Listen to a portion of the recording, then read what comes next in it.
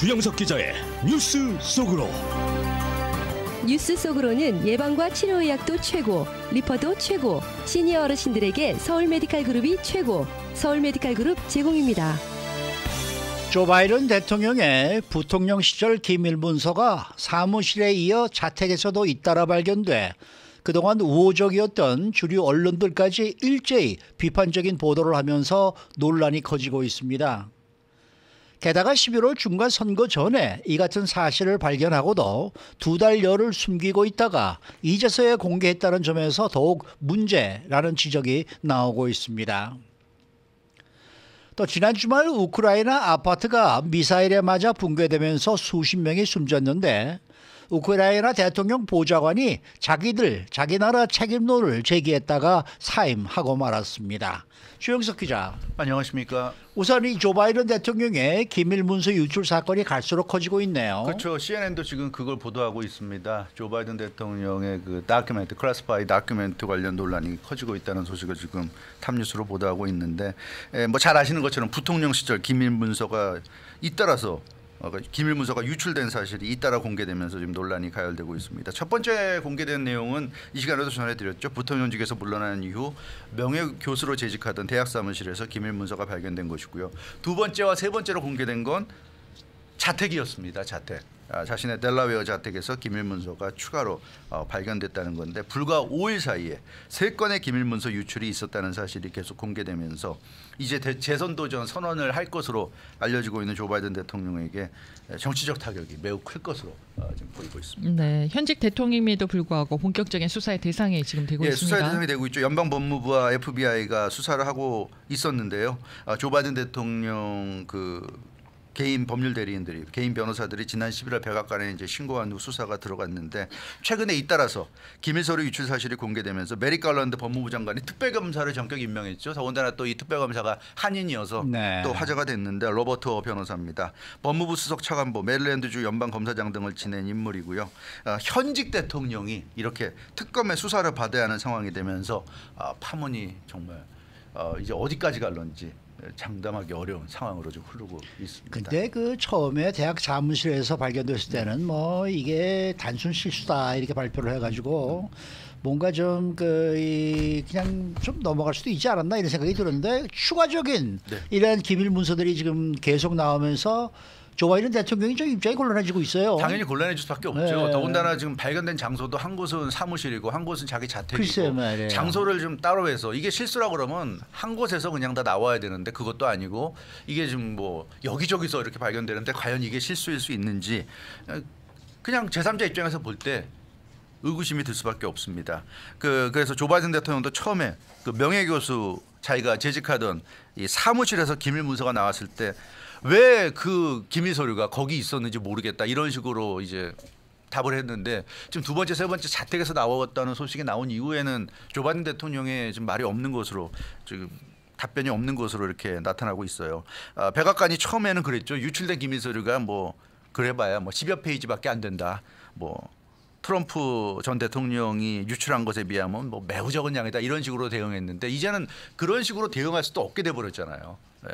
그래서 지금 큰 문제가 되고 있고요. 이 델라웨어 자택에서 그 두 번째, 세 번째 유출된 서류들이 계속 나오면서 이게 단순한 실수라는 걸 이제는 누구도 좀 받아들이기 어려운 그런 상황이 됐고, 말이죠. 게다가 기밀 서류가 발견된 델라웨어 저택에서 바로 아들인 헌터 바이든이 거주하는 곳으로 지금 나타났기 때문에, 이 더군다나 말도 많고 탈도 많은 헌터 바이든이 그 자택에서 거주하는데, 헌터 바이든이 살고 있는 곳에 지금 조 바이든 부통령 시절에 기밀 문서들이 지금 유출돼서 거기 있었다는 거 아닙니까? 네, 그래서 굉장히 지금 논란이 커지고 있어요. 이 헌터 바이든이 이 서류 가지고 뭘 어떻게 하려고 했던 거냐, 뭐 이런 별 얘기들이 나오고 있는데, 하여튼 가면 갈수록 이 조 바이든 대통령에게 불리한 내용과 정황들이 나타나고 있어서 상당히 좀 당혹스러워하는 것 같습니다. 네, 그리고 유출 기밀 문서들이 공개된 시점도 문제라는 지적인데요. 예, 시점이 어떻게 되는 거예요? 시점이 뭐 이미 보도해드렸습니다만.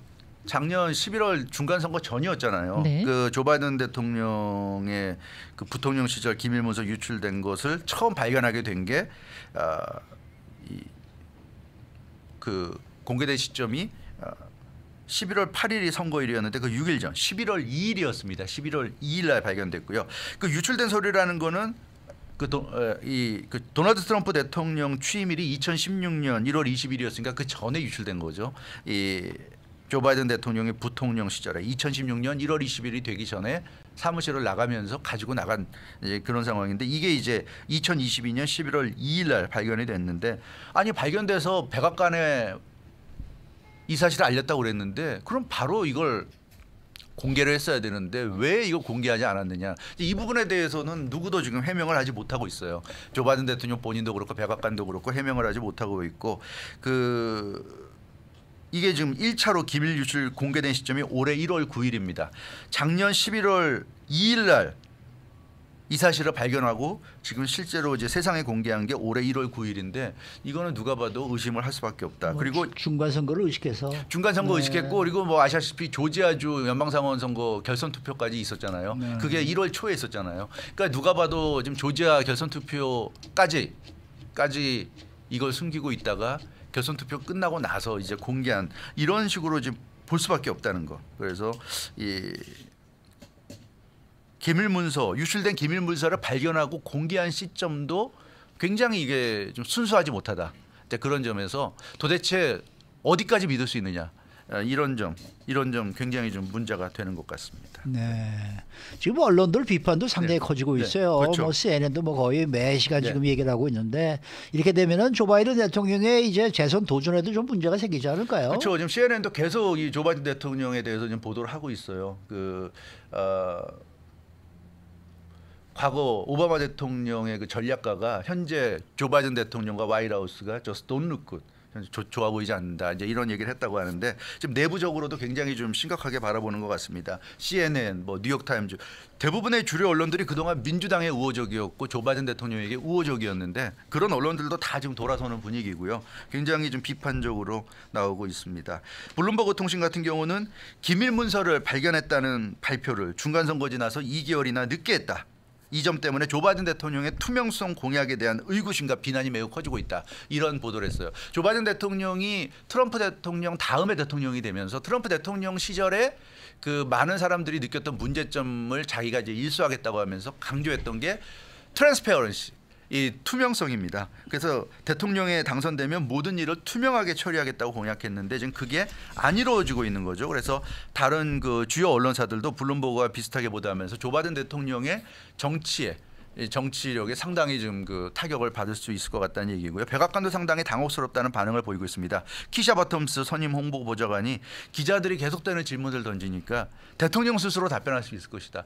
결국 백악관 홍보 담당이 사실 이런 거에 대한 답변하는 게 직업인데 포기한 거예요. 그러니까 백악관 홍보 담당도 답변을 포기하고 대통령 스스로 답변할 수 있을 것이다. 이제 이런 얘기를 하면서 좀 피해 나가고 있는데 조 바이든 대통령 곤혹스럽습니다. 그리고 가장 큰 문제가 뭐냐면 트럼프 전 대통령 같은 경우는 대통령직에서 물러난 상황이잖아요. 야인된 상황에서 발견됐기 때문에 문서 유출은 잘못이지만 더 이상 트럼프 전 대통령이 백악관에서 무슨 잘못을 더 저지를 수는 없는 상황이었는데 조 바이든 대통령은 지금 현직이란 말입니다. 그러니까 지금 이 상황을 바로 잡지 않으면 빨리 이 진상을 파악해서 문제가 정확히 뭔지를 파악하고 제대로 하지 않으면 지금 현직에 있단 말이에요. 현직에 아직도 백악관에 있는데 조 바이든 대통령이 앞으로도 얼마나 문서를 유출할지 누가 합니까? 그렇잖아요. 전직이 아니잖아요. 지금 그런 면에서 좀 심각한 문제예요. 현직에 있는 대통령을 믿을 수 없다는 건 굉장히 심각한 문제입니다. 조 바이든 대통령이 앞으로도 얼마나 많은 문서를 빼돌릴지 이거 누가 아니라고 장담할 수 있겠습니까? 그런 면에서 좀 심각한 문제다. 그래서 저 사람을 과연 대통령의 재선을 시킬 수 있는가? 나이를 떠나서 나이가 많다는 건 둘째 문제고 저 사람이 4년도 백악관에 있게 되면 도대체 얼마나 많은 문서를 더 유출할 것이냐 이런 걱정이 많이 이제 나타날 수밖에 없는 상황이기 때문에 이건 굉장히 좀 심각한 문제라고 보여집니다. 이거는 현직이 그래서 현직에게 이런 문제가 나타났다는 게 전직에게 나타났다는 것보다는 더 심각하게 받아들일 수밖에 없다. 네. 이렇게 볼 수 있을 것 같습니다. 자, 다음 소식입니다. 지난 주말에 우크라이나 아파트가 공격을 받고 붕괴됐었는데 네. 이것과 관련해서 우크라이나 대통령의 보좌관이 전격 사임했습니다. 네, 그렇습니다. 이 우크라이나 젤런스키 대통령의 보좌관이 사임했는데요. 지난 주말이었죠. 러시아가 이제 우크라이나 공습하면서 아파트가 붕괴됐죠. 현재까지 최소 44명이 숨진 것으로 이렇게 알려지고 있는데 뭐 전쟁으로 인한 좀 비극적인 그런 사태로 좀 보여지는데, 근데 문제는 이 사건에 대해서 우크라이나 대통령 보좌관이 전격 사임했다는 얘기예요. 로이터 통신이 보도했는데, 근데 그 사임한 이유가 좀 충격적입니다. 올렉시 아레스토비치 우크라이나 대통령 보좌관이 페이스북을 통해서 사임했다고 자신의 결정을 밝혔는데 희생자와 유족, 드니프로 주민 등 이 아파트가 있던 곳이 드니프로죠. 드니프로 주민 등에게 사과한다 이런 얘기를 했고요. 러시아 미사일이 주거 건물을 공격한 이유에 대한 내 추론이 성급했다. 이런 얘기를 했어요. 그리고 내 추론으로 상처를 입은 모든 사람들에게 진심으로 사과한다. 그러면서 자기는 이제 더 이상 대통령직 보좌관직에 있지 않고 물러난다. 이런 사과 표명을 했습니다. 근데 도대체 어떤 추론이어서 지금 대통령 보좌관직 사임 결정까지 내릴 수밖에 없는 거예요? 네, 그 아레스토비치 보좌관이 지난 13일 금요일 아파트 붕괴되고 나서 유튜브 방송에 출연해서 이런 얘기를 했어요.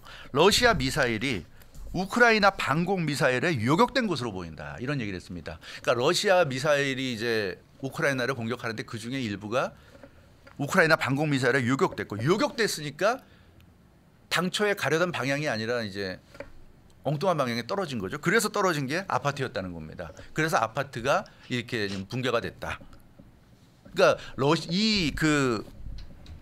우크라이나 대통령 보좌관의 이 방송 내용을 보면 러시아가 의도적으로 민간인이 사는 아파트를 맞추려고 하지 않았다는 얘기입니다. 러시아는 그냥 전쟁이니까 우크라이나 군을 상대로 공격을 하는 상황이었는데 우크라이나 군에서 요격을 하다가 그 요격한 러시아 미사일 중에 하나가 아파트에 떨어졌다. 이런 좀 발표를 한 것이죠. 근데 우크라이나 정부는 어떻게 발표했냐면 러시아가 아파트를 표적으로 삼아서 아파트를 노려서 미사일을 쐈다. 이렇게 지금 우크라이나 정부는 주장해 왔는데 우크라이나 대통령 보좌관이 이런 발표를 했기 때문에 우크라이나 정부 발표는 완전히 다른 내용이죠. 완전히 다른 내용입니다. 그래서 논란이 가열됐고 결국 대통령 보좌관이 그냥 사임을 하기에 이르렀습니다. 네, 누구 말이 옳은지 아직은 모르는 거죠. 그렇죠. 이건 알 수가 없죠. 우리가 그러니까 사실 사람들이 그렇잖아요. 우리 눈으로 직접 보면 당연히 우리가 뭐가 진실인지 알지만 모르는 상황에서는 사실 사람들의 성향은 다 같은 것 같아요. 믿고 싶은 대로 믿는 겁니다. 그러니까 러시아가 싫은 사람들은 우크라이나 정부 말을 믿을 거고요.